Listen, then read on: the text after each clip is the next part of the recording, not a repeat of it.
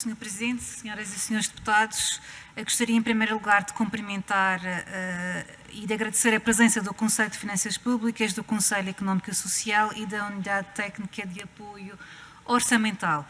Esta audição requerida por nós é de uma enorme importância, é fundamental para que possamos perceber o real impacto da pandemia na economia, sem esquecer a dimensão orçamental e para que possamos também desmistificar alguns mitos. Esta reflexão apresenta, no nosso entender, alguma dificuldade, tendo em conta a falta de informação e da transparência existente neste momento por parte do Governo. Aliás, estamos inteiramente de acordo com o que foi aqui referido, quer pela Sra. Presidente do Conselho de Finanças Públicas, quer pela UTAU. Também nos preocupa, também preocupa o PSD esta falta de informação, este déficit de informação pelo qual vamos continuar a pugnar para que seja resolvido por parte do Governo da República. Nós não dispomos de uma previsão orçamental dos gastos e de perdas de receita Covid, de modo que não podemos fazer a análise do executado face ao orçamentado. A única comparação possível é com a previsão do Programa de Estabilidade, mas esta é simplesmente indicativa e não determina nada relativamente à suficiência ou insuficiência do orçamento em vigor face ao desenrolar da execução. Feitas estas considerações iniciais que nos parecem particularmente relevantes, destacamos os dados da UTAU que referem que nos primeiros 7 meses do ano as medidas Covid com impacto na conta das administrações públicas ascenderam a cerca de 4.100 milhões de euros, dos quais 3.600 milhões de euros representam o agravamento do saldo orçamental.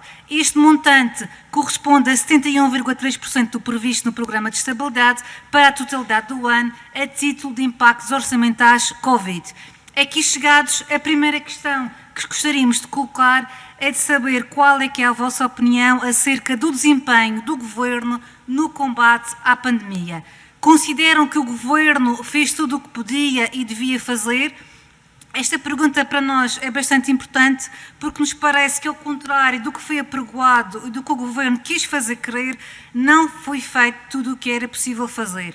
E chegamos a esta conclusão, senhoras e senhores deputados, que o Governo não fez tudo o que podia fazer por duas ordens de razões. A primeira: em 2020, no pior ano da pandemia, verificamos que o Governo não executou despesa autorizada no montante de 6,9 mil milhões de euros, o que na altura mereceu o reparo por parte do PSD. É incompreensível para nós esta opção do Governo de poupar em gastos num momento de crise sem precedentes. É incompreensível e carece de explicação. Até o momento, senhoras e senhores deputados, desconhecemos qual a razão que levou o Governo a não executar cerca de 1,5 mil milhões de euros de investimento público numa altura importantíssima de apoio à atividade económica e que infelizmente não ocorreu. A segunda razão prende-se com a falta de ativismo orçamental deste Governo. Portugal foi exatamente o país onde a intervenção orçamental foi a mais reduzida, tendo ficado aquém em matéria de ativismo orçamental. E, senhoras e senhores deputados, não somos nós que os dizemos, não é o PSD, mas Paul de Grau, do Conselho de Finanças Públicas, que efetuou uma análise comparativa do nosso país com os 27 países da União Europeia. De acordo com este economista, a queda do PIB em 2020 poderia, com elevada probabilidade, ter sido menor se o Governo tivesse optado por um maior grau de intervenção. E, portanto, gostaríamos de saber se concordam com esta abordagem e com esta análise que desmistifica a ideia de que o Governo esteve à altura dos desafios e que revela, a nosso entender, que o Governo poderia ter feito mais, muito mais, na resposta à pandemia. Outro aspecto que consideramos de enorme relevância prende-se com o papel relevantíssimo das autarquias locais e das regiões autónomas no combate ao Covid-19.